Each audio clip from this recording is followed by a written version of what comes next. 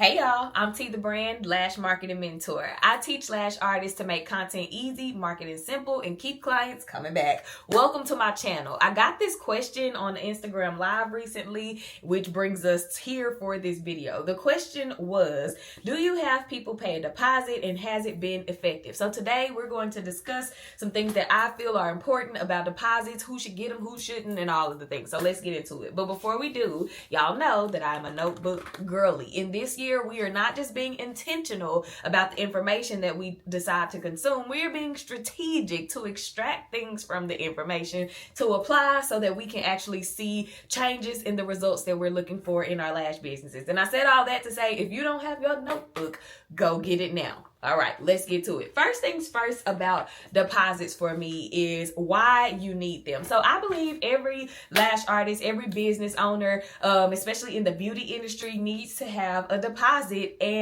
or require a deposit and have a deposit policy. So the reason that we charge deposits isn't because we just want to, have money in advance. Is that great? Yes. But that deposit is to, one, secure your client's appointment. When they pay you money for that spot, you know that they are serious about coming and they know that you are serious about showing up. It also serves, if you wanted to, as a cancellation fee. If people cancel, the deposit may be non-refundable and that deposit could be considered your cancellation fee. And I'll explain how that works for me. But I believe that everybody needs a deposit. That way you know for sure when you're having clients coming in to get a service. And I also think that it adds a level of seriousness or professionalism to your business as well. So who are deposits for?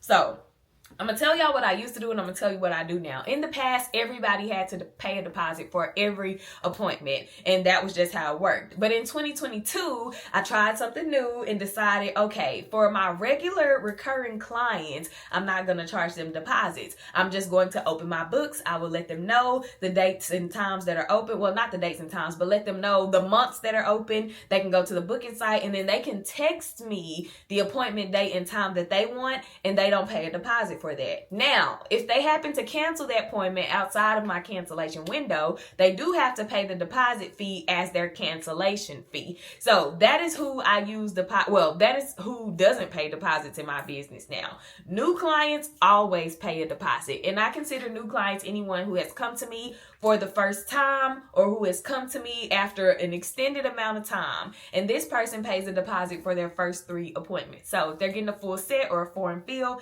they pay a deposit, and for their next 2 fills, they pay deposits. When it comes to the 4th appointment, I do not require a deposit because at that point it's been about 3 months and I consider them a regular recurring client. So I do offer them the incentive of being able to pre-book their appointments without deposits. This pre-booking has helped me stay booked for years because it allows my clients to go ahead, put their appointments on the calendar, and they're getting their reminders when it's time, and I'm able to see months in advance what my schedule is looking like. Clients really appreciate this, and I really appreciate being booked by my clients and making things more convenient for them. So what is very important is that you do this for clients who are loyal, who respect you, your time, your business, and all of the things. So that is who I think deposits are for. Now, if you're afraid to do this, then don't do it, but grow into it. I think that it'll be really great for client retention because, like I said, it has been great for client retention for myself. Moving on to the next thing. When it comes to deposits, I know a lot of beginner lash artists have, or let me not just say beginner lash artists, because when I think beginner, I am thinking lash artists, no matter how long you've been lashing, if you're just now getting your license, if you're just now really getting established within your lash business, trying to rebuild clientele, you're at the beginning of some part of your lash career, and that's what I consider a beginner lash artist. So for a lash artist charging deposits, one thing that I see so many of you doing is charging $15, $20, $25. Y'all are charging amounts so low for deposits. It's no wonder you have so many cancellations and no-shows because that deposit don't hurt.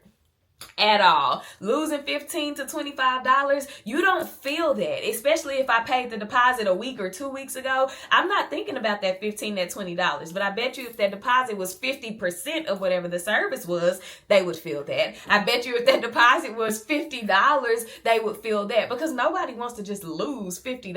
I don't care how rich you are. $50 is more to lose than definitely $25. And I stuttered a little bit because I said I don't care how rich you are. On my richest day, I still don't want to lose $50. Okay, so I think that one thing lash artists should really do is up that deposit price. It makes you, or it shows that you are serious about your client showing up, and you are serious about showing up for your client. It shows the client that you are not playing around with your time or with your business, and they don't have room to do that either. So I strongly recommend and suggest, if you have a deposit that is less than $50, go ahead and up that. Don't be afraid to do that. You keep saying that you want people to take you serious. You want higher quality clients. Okay, when you have super cheap prices like that, the higher quality clients are wondering why your stuff is so low. And not saying that they just want to spend money, but money communicates, unfortunately, it communicates the value that you are putting out. You charging $75 for a full set of lashes communicates very much so low value. You're just starting, you're practicing, you don't really know what you're doing. My eyes may be glued shut together. You charging $230 for a full set? Oh baby, I'm about to come in and you're about to get down to business. You're going to isolate my lashes properly. You're going to make sure that the prep was done right. You're going to do everything to ensure that that client has an unforgettable, undeniable, you are the best lash artist experience. And that is what you want to communicate even now at the beginning stages of your business. So raise that deposit price so that you can attract the type of clients that you really want. Let's move on. Set a policy for your deposits. Okay, so a lot of lash artists that I spoke to in 2025 during my Power Hour Clarity Call, which is a 90-minute strategy session where I give you clarity on, or help you find clarity for your next steps or direction in your business in one particular area. And so one of the common threads was policies. Lash artists don't even know what all policies they should have. A deposit policy should absolutely be one.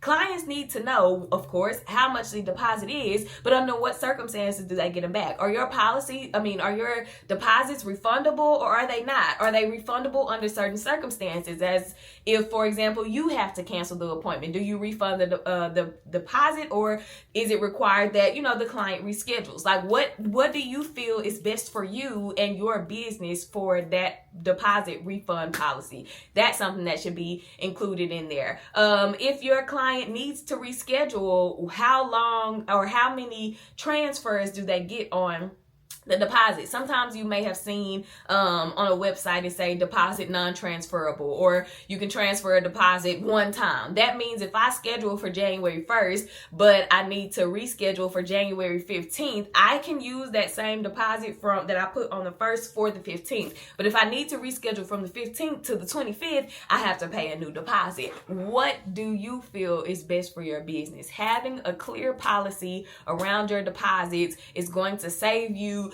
when in a situation where someone wants a refund for their deposit, or in a situation where they may be unclear about what your policy, make the policy crystal clear and make sure your clients understand it before they even book the appointment. Okay, moving on to my last point. What is the best way to collect deposits?